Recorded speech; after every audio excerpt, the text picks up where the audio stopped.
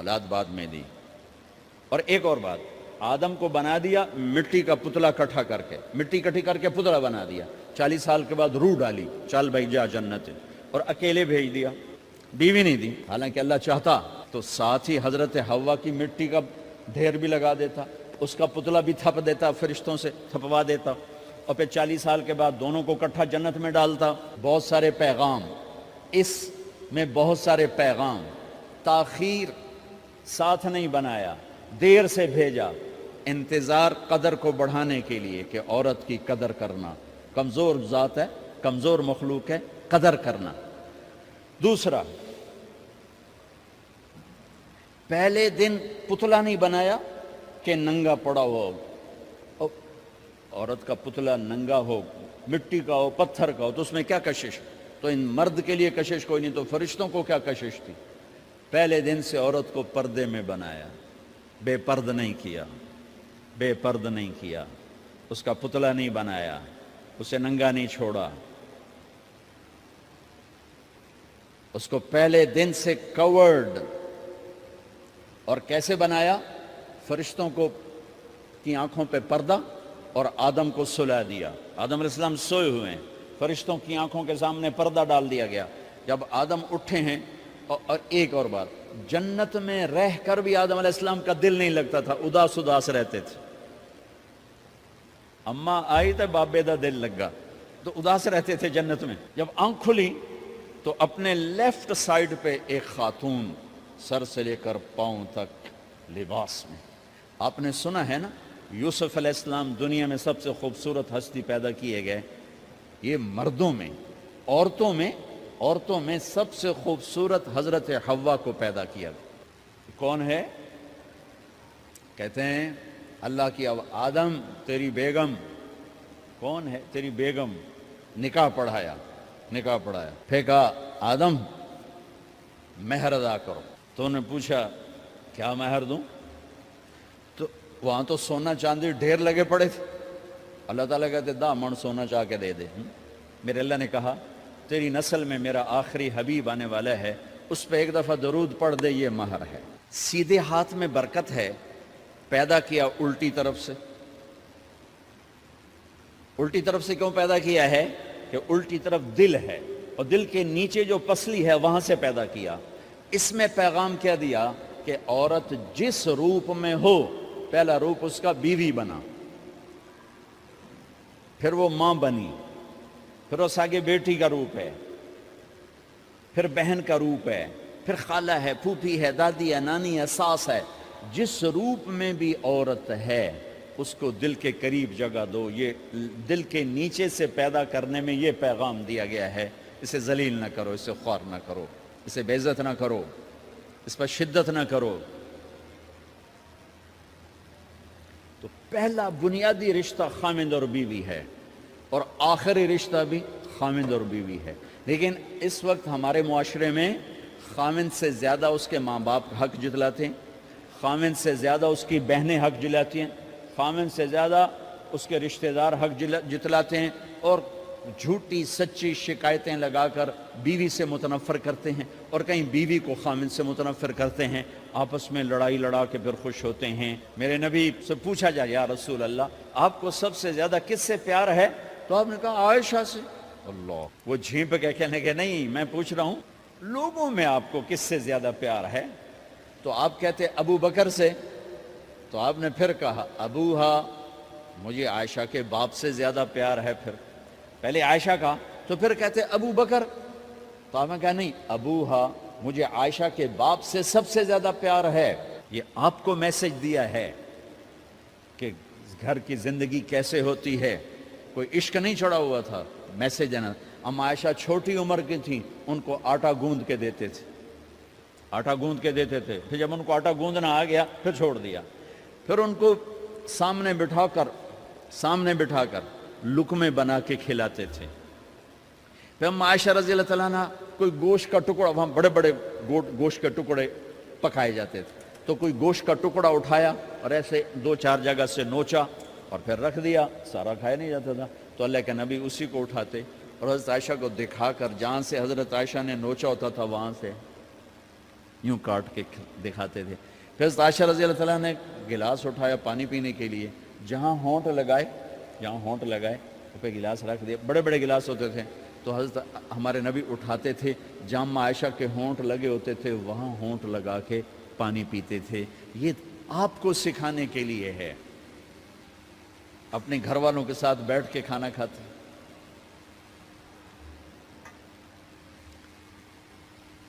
یہ میرے نبی کی معاشرت ہے, یہ میرے نبی کی زندگی. گھر میں جھاڑو دیتے, اپنے کپڑے خود دھوتے, کوئی چیزیں بکھری پڑی ہوتی تو بیویوں کو نہیں ڈانٹتے, خود اٹھ کے سیٹ کر کے رکھ دیتے. گھر والوں کے ساتھ مل کر برتن دھوتے, صفائی کرتے, گھر والوں کے ساتھ مل کر. یہ میرے نبی کی ایک خوبصورت زندگی ہے. بھائیوں بہنوں, ہم بھلا چکے ہیں. بیوی کے لیے خامند کو سب سے بڑا حقدار. بعض لڑکیاں ایسی نادانی کرتی ہیں کہ شادی کے بعد بھی اپنے ماں باپ کی آنکھ کو دیکھ کے چلتی ہیں. شادی کے بعد سب سے بڑا حق خامند کا ہے. شادی کے بعد سب سے بڑا حق خامند کا ہے. ماں باپ پیچھے چلے جاتے ہیں, بہن بھائی پیچھے چلے جاتے ہیں. لیکن یہ نادانیاں بھی دیکھنے کو ملتی ہیں کہ شادی کے بعد بھی ماں باپ اپنی بچی کو اپنے قابو میں رکھنے کی ترتیبیں سوچتے ہیں تو وہ بھی اپنی بچی کا گھر برباد کر دیتے ہیں. میرے نبی سے پوچھا گیا, یا رسول اللہ عورت پر سب سے زیادہ کس کا حق ہے؟ تو آپ نے فرمایا اس کے خامند. ایک خاتون ہے, یا رسول اللہ میری شادی ہو رہی ہے تو میرے اوپر میرے خامند کا کیا حق ہے؟ تو آپ نے ارشاد فرمایا, تیرے خامند کے جسم پر زخم ہوں, زخموں میں پیپ پڑ جائے اور تو اپنی زبان سے چاٹ کے زخم صاف کرے تو تو نے اپنے خامند کا حق ادا نہیں کیا. خامند کو سمجھایا کہ سب سے بہترین مسلمان وہ ہے جو بیوی سے اچھا سلوک کرتا ہے, اور میرا سب سے اچھا سلوک ہے اپنی بیویوں کے ساتھ. یعنی قاب قوسین او ادنا آپ کا مقام ہے.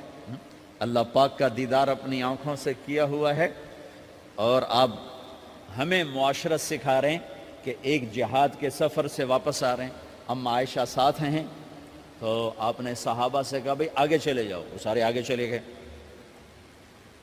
جب سارے نظروں سے غائب ہو گئے تو آپ نے کہا, عائشہ دوڑ لگاؤ گی میرے ساتھ؟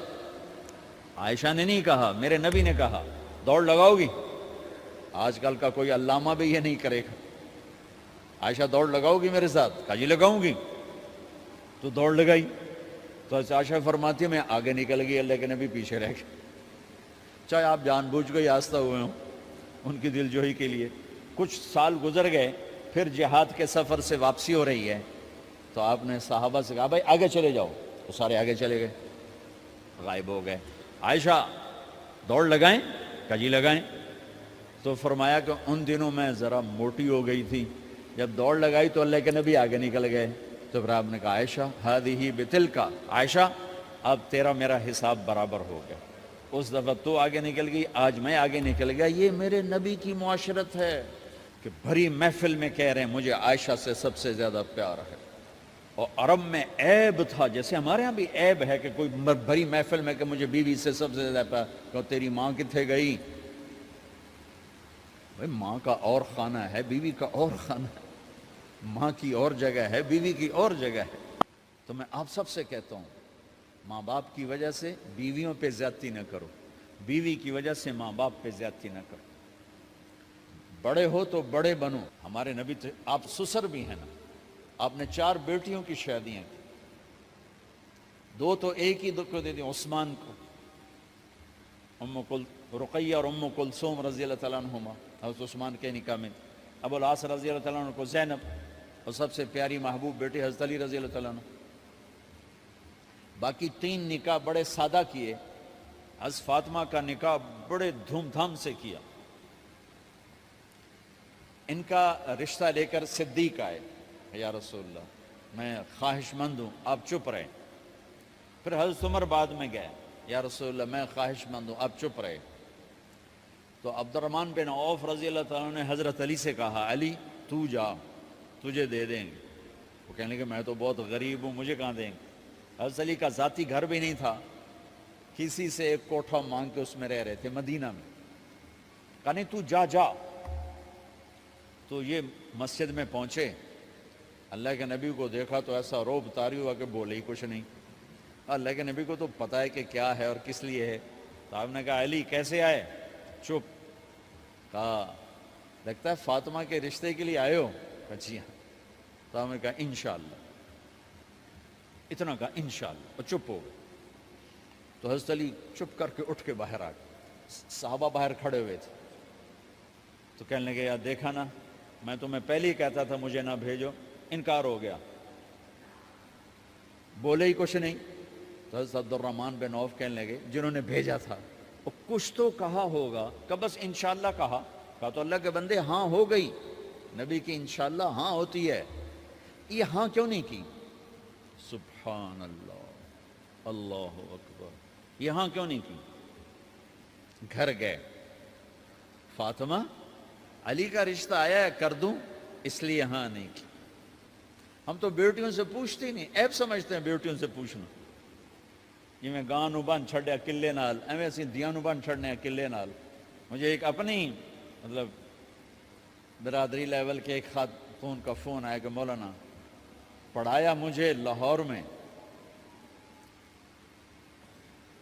اچھے کالجوں میں، اور میری منگنی کرتے وقت مجھ سے پوچھا ہی نہیں، اور ایک شرابی سے منگنی کر کے مجھے اطلاع دی سی تیری منگنی کر چھڑی ہے، فلانی تاریخ نو تیرا نکاح بھی ہونا ہے. مجھے آج تک گلہ ہے. پوچھ لیتے. اگر نہیں پوچھا تھا چلو میں نہ ساڑھے پنجاب کوئی نہیں پوچھ دے، گاں موج دی طرح ٹور چھڑ دین، تو چلو اتنا تو ویکھ لیندے بھی کم از کم شراب تو نہ پیندا ہویا. ایک شرابی نال میرا نکاح کر چھڑ. ساری زندگی اڈیاں رگڑ رگڑ میری گزر گئی. علی جیسا رشتہ آیا ہو تو اوپر سے حکم بھی آ چکا ہو کہ علی کو ہی دینا ہے، تو پھر آپ فاطمہ سے پوچھیں فاطمہ تیرا رشتہ آیا ہے علی کا کر دوں؟ حضرت فاطمہ نے ہاں کی تو پھر مسجد تشریف لائے. یہ آپ کو معاشرت سکھائی جا رہی کہ بیٹیوں سے بھی پوچھو، زندگی انہوں نے گزارنی ہے، تم نے تو نہیں گزارنی. بس میری غیرت دا سوال ہے، میں اتنا ہی کرنا نہیں تھا بیٹھی رہے. میری اپنی فیملی میں اتنی عورتیں بوڑھی ہو کے قبروں میں چلی گئیں، بس اتنا ہی کرنا نہیں کرنا تھا بیٹھی رہے. وہ بیٹھی رہ گئیں. یہ ظلم و ستم ہے جو تمہاری عدالت میں بھی نہیں آتا، کوئی کیس بھی نہیں ہوتا، لیکن اللہ کی عدالت میں کیس درج ہو چکا ہے کہ میرے نبی نے علی جیسے داماد کے لیے بھی پہلے پوچھا، حالانکہ اوپر سے اشارہ ہو چکا ہے. ابھی بتاتا ہوں میں. فاطمہ بیٹی علی کا رشتہ ہے کر دوں؟ انہوں نے کہا کر دیں. پھر کہا بلاؤ. پھر علی آئے کہ علی جمع کرو لوگوں کو. مسجد ساری بھر گئی. تو آپ ممبر پر تشریف فرما ہوئے. حضرت علی کو ایسے سامنے بٹھایا، کہا لوگو مجھے جبریل اللہ کی طرف سے پیغام دینے آئے ہیں کہ میں اپنی بیٹی فاطمہ کا نکاح علی کے ساتھ کر دوں. آسمان سے وحی بھی آئی ہو اور پھر بھی پوچھا جائے، یہ میرے نبی کی معاشرت ہے. ہم تو پوچھنا عیب سمجھتے اور اسے ذلت سمجھتے ہیں.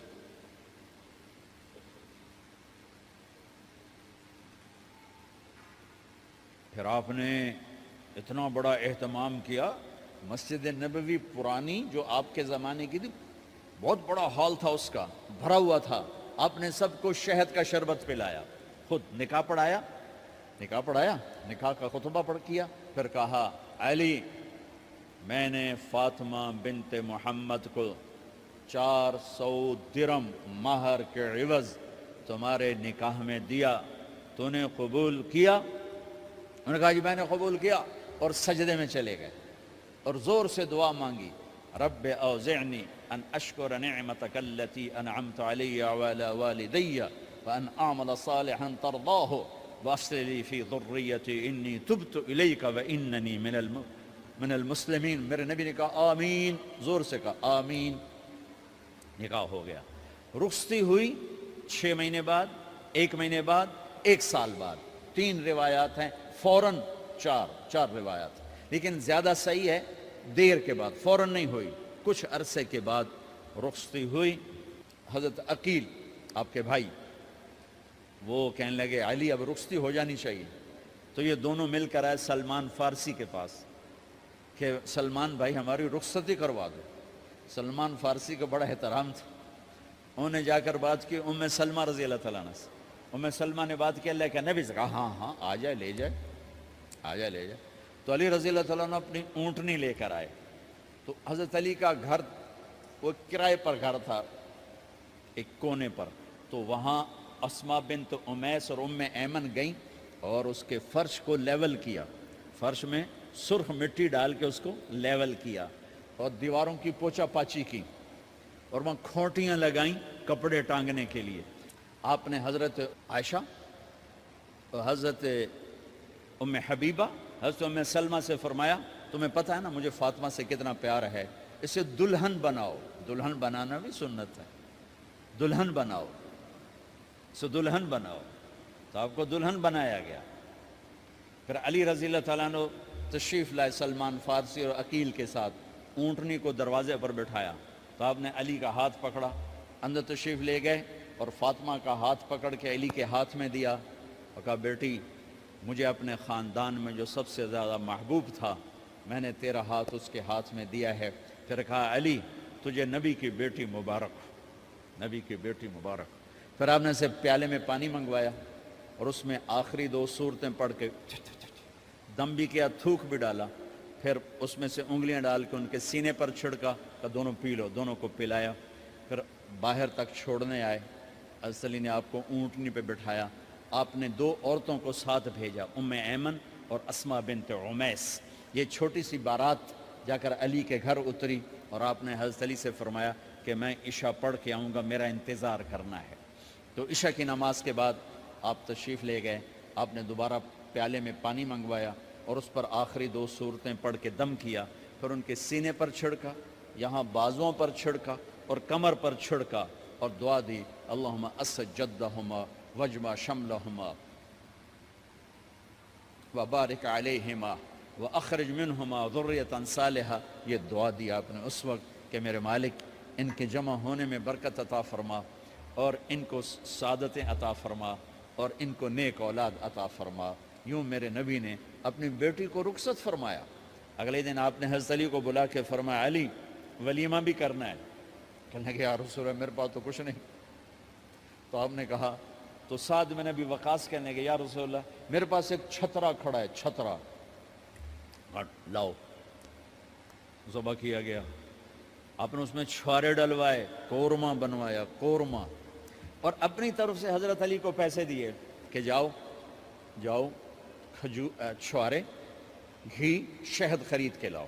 تو علی رضی اللہ تعالیٰ نے 5 درم کے چھوارے خریدے اور 3 درم کا شہد خریدا اور 1 درم کا گھی خریدا. 9 درم تھے ٹوٹل. تو آپ نے کافی سارا آ گیا تو چھواروں کی گٹھلیاں نکلوا کے ان کو پسوایا، پھر شہد اور گھی میں ملایا اور ایک سویٹ ڈش تیار کی اور اس کو حضرت علی کے ولیمے میں آپ نے اپنی طرف سے پیش کیا. تو اس دن تازہ روٹی جو کی پکائی گئی اور دیگ پر میرے نبی خود بیٹھے کھانا کھلانے، تقسیم کرنے خود بیٹھے. اب ایک چھترا ہے، 13-14 کلو گوشت ہے، 15 کلو، تو 50 آدمی کھا لیں گے. آپ نے کہا سارے مدینے کو دعوت ہے، سارے مدینے والے جتنے بھی آئے اور میرے نبی خود دیگ سے نکال کے کھلاتے رہے. سارا مدینہ ولیمہ فاطمہ کا کھا گیا اور دیگ بھری پڑی تھی. تو ولیمے میں تکلف جائز ہے، سادگی بھی جائز ہے. سادگی بھی سنت ہے، تکلف بھی سنت ہے. ہاں جو ہماری خرافات ہیں، فضولیات ہیں، یہ تباہ کن ہیں، ان سے بچنا بڑا ضروری ہے. اور بھائیو کسی کی شادی ہو، اس بچے کی ہو رہی ہے، یہ افسر ہے، ایک ریڑھی والے کی ہو، کسی بھی گھر کی آبادی کا ایک ہی سبب ہے، وہ میٹھا بول ہے، وہ اچھا سلوک ہے. جس کی بیٹی کو لے جا رہے ہو اسے عزت دینا، اور یہ جو جا رہی ہے یہ ان کو اپنا ماں باپ سمجھے، اپنے خامند کے ماں باپ کو اپنے ماں باپ سمجھے. جاتے ہی لکیریں لگانا نہ شروع کر دے، میں انہوں وکھرا کرتے انہوں ایدے کرتے انہوں ایدے کر. وہ اپنے گھر کا ایک فرد بن کے زندگی گزاریں. جو لے کے جا رہے ہیں ان کے ذمہ ہے کہ اس کو بیٹی بنا کے لے جائیں. سسرال جو ہوتے ہیں وہ ہمیشہ عیب دیکھتے ہیں، خوبیاں انہیں نظر ہی نہیں آتی. تو کھٹ پٹ تو ہوتی رہتی ہے، کوئی ایسی بڑی بات نہیں. کھٹ پٹ کو صلح میں بدلو، مزید چڑھائی جھگڑا نہ بڑھاؤ. میرے نبی حضرت فاطمہ کے گھر آئے، دیکھا تو آپ اداس بیٹھی. آپ نے کہا فاطمہ بیٹی کیا ہوا؟ کہ میرا اور علی کا جھگڑا ہو گیا. اچھا. خود گئے بیٹی کے باپ ہو کر، دیکھا تو حضرت علی مسجد میں سوئے ہوئے تھے. آپ نے ان کو اٹھایا، کہا یا ابا تراب قم، آپ کو یہ ٹائٹل یہاں ملا، اے ابو تراب. فرمایا کرتے تھے کل کائنات ملتی تو اتنی خوشی نہ ہوتی جتنا اس ٹائٹل کی خوشی ہے. ابو تراب کہنے کا کیا مطلب تھا؟ کہ اظہار محبت کے لیے ایسے ٹائٹل دیے جاتے تھے. تو ابو تراب کہہ کر یہ میسج دیا کہ میاں بیوی کی لڑائی ہوتی رہتی ہے، میں تجھ سے ویسے ہی محبت کرتا ہوں جیسے پہلے کرتا تھا. یہ میسج دیا اس نے. اب حضرت علی کو لائے اٹھا کر اور گھر میں تشریف لائے. نہ علی کی سنی نہ فاطمہ کی سنی. ہاں بھئی علی کی مسئلہ ہے، ہاں بھئی فاطمہ کیا مسئلہ ہے؟ یہ مسئلے سن سن کے بھی زیادہ لڑائی ہو جاتی. صلح کراون والے بھی آپ ہو 2-4 لتر مار کے آ جاندے. تو میرے نبی نے کیا کیا؟ سبحان اللہ، زمین پر لیٹ گئے، ادھر علی کو لٹایا، ادھر فاطمہ کو لٹایا. علی کا ہاتھ اپنی ناف پہ رکھا، فاطمہ کا ہاتھ ان کے ہاتھ پہ رکھا، اور بیٹی کے ہاتھ پر اپنا ہاتھ رکھا. پھر فرمایا کہو ہماری صلح ہو گئی. علی کہو، فاطمہ کہو.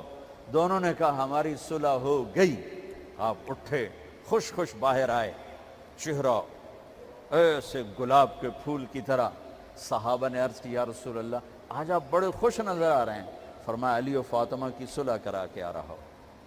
تو کھٹ بٹ ہو جانا تو کوئی بڑی بات نہیں ہے، مطلب یہ وہ گھر ہے، میں اس گھر کی کیا تعریف کر سکتا ہوں. تو میں آگے کا ایک قول سنا دیتا ہوں ابن عباس کا کہ جنت میں نور کی چمک اٹھے گی.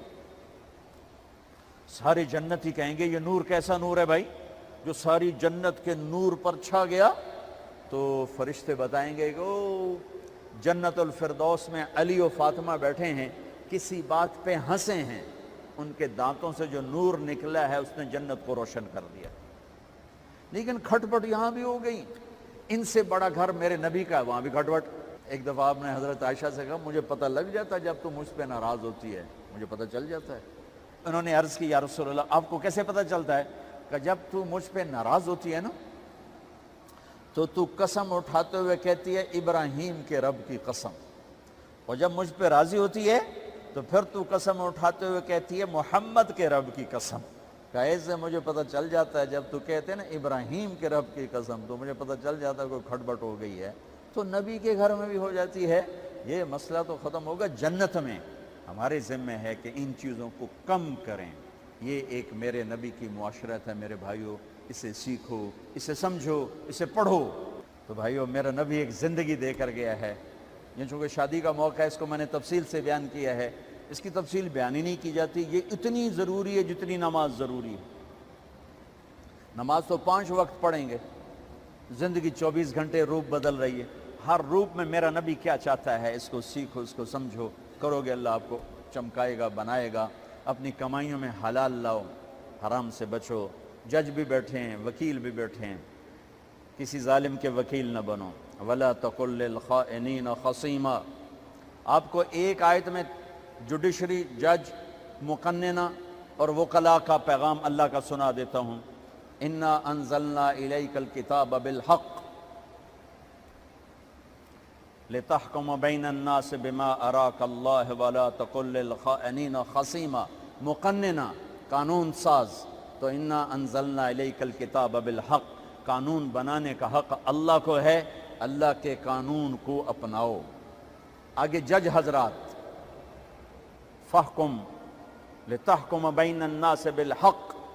ججوں کو حکم ہے کہ حق فیصلے کرنا، بک نہ جانا، دب نہ جانا، حق کے فیصلے کرنا.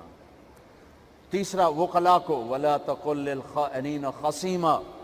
ظالم بددیانت کی وکالت کے لیے کھڑے نہ ہو جانا ورنہ مارے جاؤ گے، مارے جاؤ گے. وَلَا تَقُلْ لِلْخَائِنِينَ خَصِيمًا.